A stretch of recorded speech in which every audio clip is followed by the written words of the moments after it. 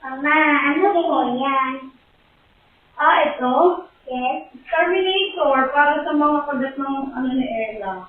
Mga kagat ng lamok, sa peklat. Pwede rin ito sa dark areas, sa scars, at saka yung mga sugat, mas mabilis siyang gagaling.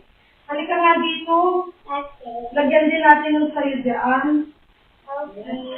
Para mag-lighten yung mga kagat ni Ella ng lamok.